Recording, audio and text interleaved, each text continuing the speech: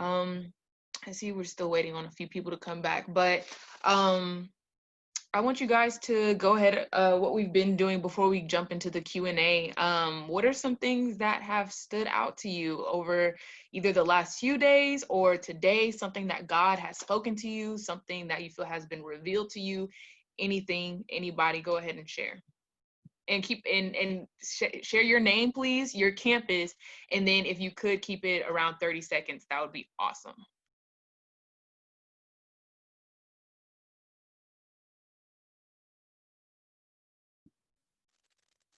I'll go again quickly while others are thinking. I think man, I forgot the name of the session, but Jimmy's session yesterday. I mean, I think it's important to get all the information, the knowledge of impact, what it's about, the values, but I think you got to really like get the heart and mindset of what it means to just be a Black boy speaking into this and representing and having a mindset historically and how to connect that today. And just, I think that really helps the movement move and draws other people into it. That's good. Anybody else? Maybe one or two more people?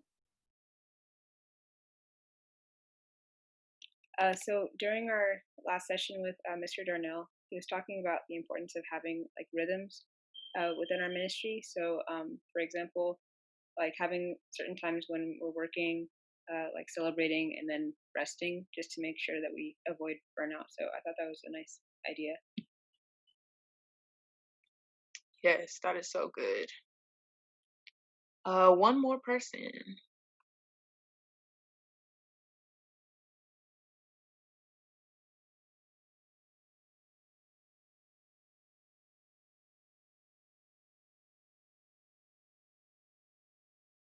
Y'all gonna tell me y'all ain't learned nothing this whole time? Anybody? My name is Alvin, and I'm at Ball State. And the overarching theme of this week, I would say, is the importance of moving. I think throughout a lot of workshops, and we learn the importance of movement and the importance of being active. So my biggest takeaway is not to be a passive Christian. That there's always a way, pandemic or not, circumstances or not. There's always a way to be active and to be representing Christ. That is good. That's good. That's good. Thank you for sharing, you guys. I do want to share before we continue to our Q&A. At the end, we normally pray out towards the end of the session, but I do want to share that we'll actually be doing things a little differently during that time. We're actually going to be breaking out to our breakout rooms and just sharing some prayer requests with just a group. So just, be thinking about maybe what you want to share or, any prayer requests you may have so we can be praying for you. So, okie dokie. So we are going to jump into our Q&A. So, I mean, we've gotten a lot of information over over the last couple of days, and so I know this is the last really opportunity you have to ask your questions. So, please do not be afraid to ask your questions. Someone else might have the same question, or it might just help somebody else. So, please, this is your time to ask whatever question you may have, and no question is off limits.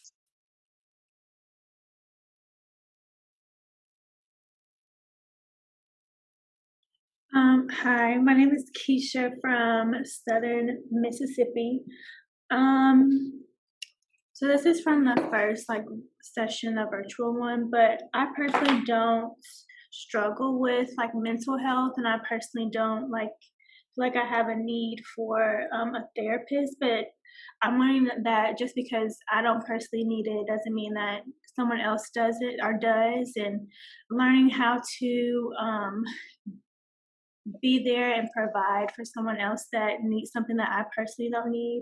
So just asking what are some good mental health resources to look into, maybe podcasts or blogs or articles, even books or something like that.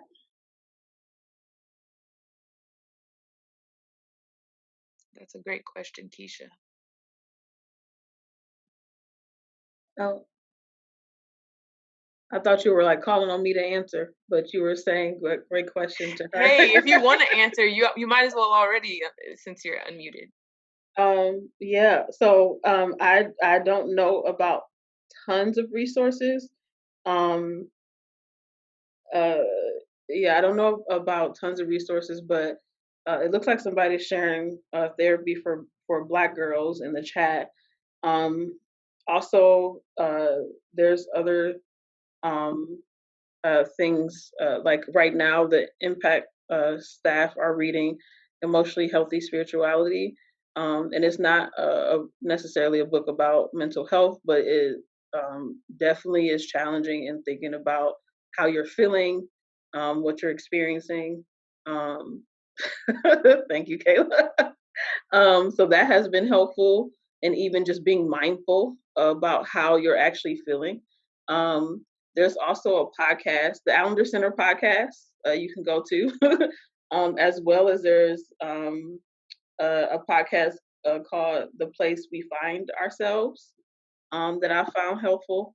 So there's a few things, but I know for us we depend on the support of and the guidance of one of our volunteers is a counselor, so he's able to kind of give guidance and like tools to students on what things they can do.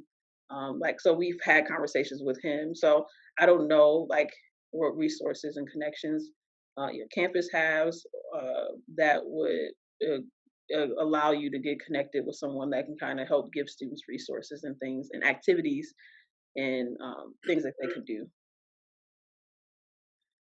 Hey, I just wanted to say, great, Keisha. I just wanted to say, since we are recording this, a lot of you are blowing up the chat with suggestions and ideas. Can you like come on the camera and actually say those things so that people who are looking at this later can also have the resources?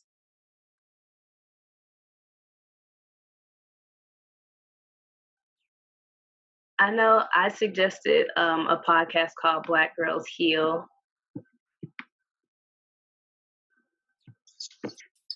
Yeah, there's also, I know that they said it already, Therapy for Black Girls. It's a podcast.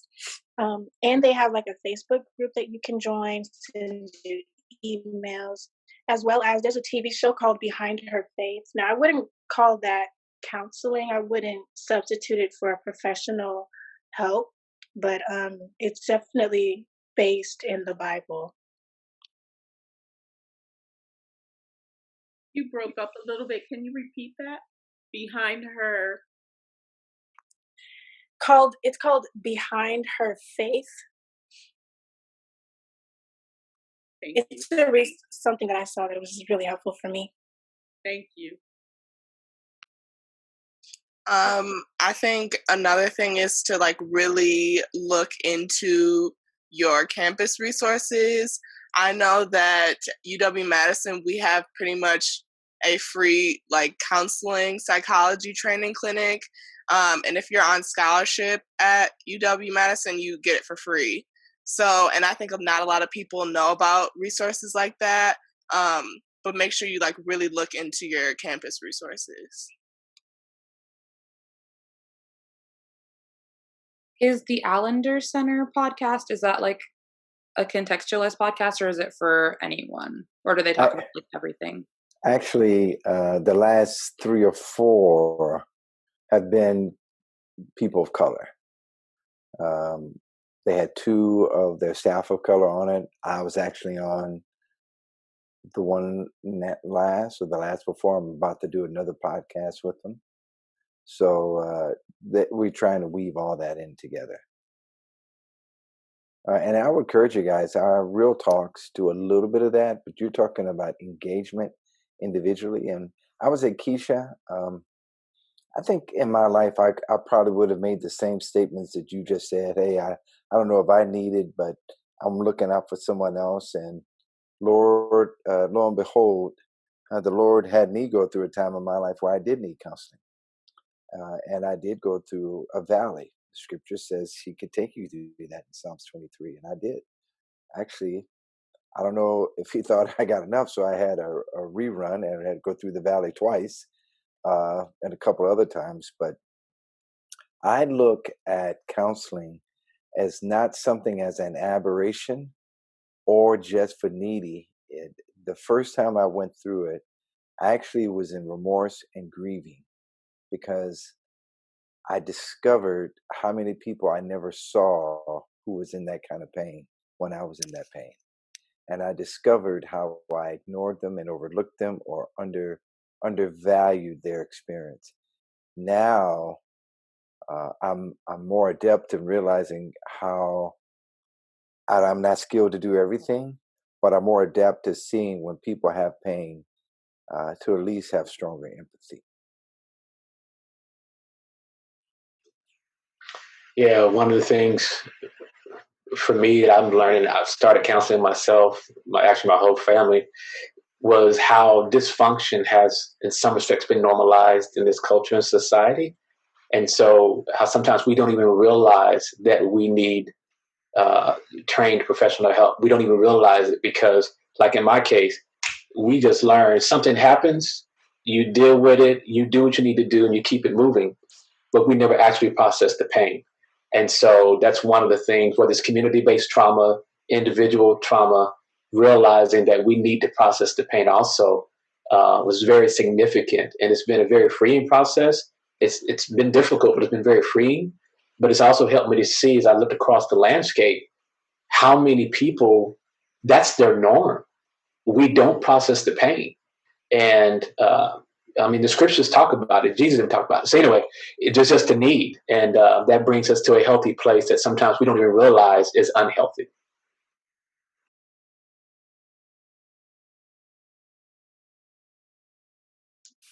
Yes, that was a great question once again, and thank you for everyone answering. We have about 5 more minutes for Q&A, so ask your questions. This is a quick question. Does Impact have like a store, like an online store or something like that? We did. We're about to reboot once we do some more branding and stuff like that. I mean, what are you looking for? Bags? What you looking for? Yeah, anything like that, like bags, banner, like yeah, any of those kinds of things. For like launch or whatever. Just any of those kinds of Lawn chairs? Did you just say lawn chair? no launch Wow. launch type stuff. Oh, okay. I was about to say. Wow. I mean, we're not going to football games and stuff like that, but we can work it out, I guess. I mean, hey, I mean, I'll take an Impact lawn chair. I mean, but yeah, anything to just get the branding out there.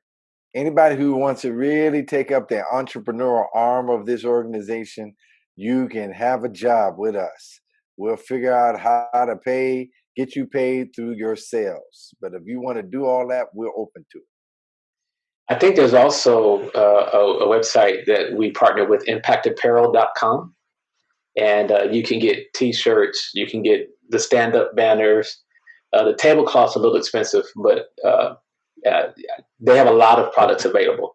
And you can even individualize it to your campus if you want. And that's at impactapparel.com. Great, thanks. Awesome. Any other questions?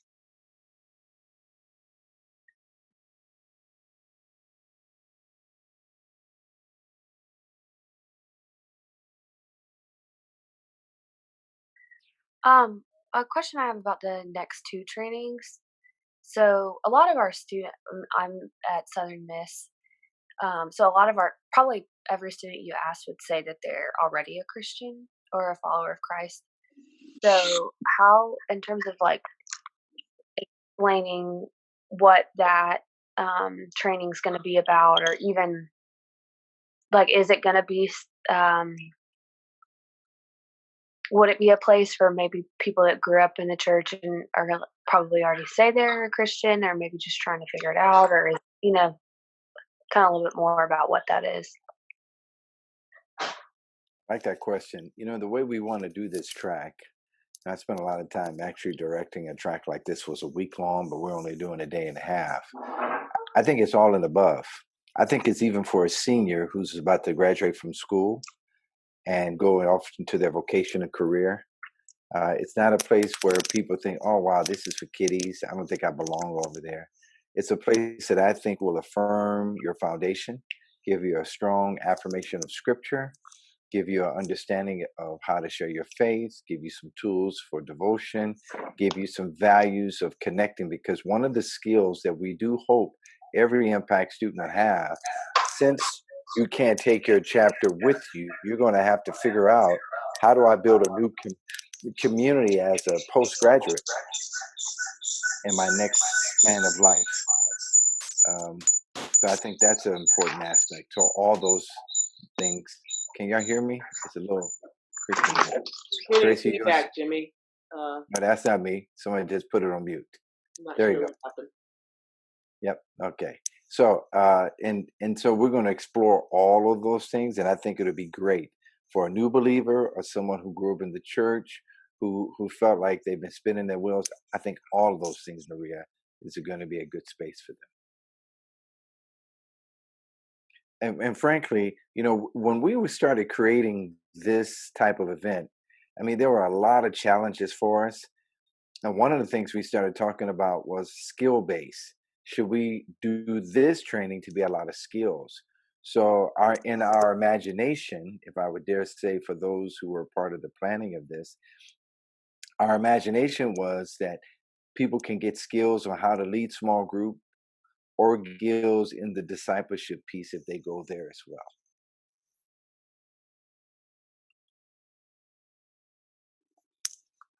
Did I answer your question, Maria? Yeah? All right. Awesome. Well, that concludes our Q&A session. Thanks everybody for your questions, and thanks everybody for answering. I am actually going to pass it right back to Mr. Jimmy.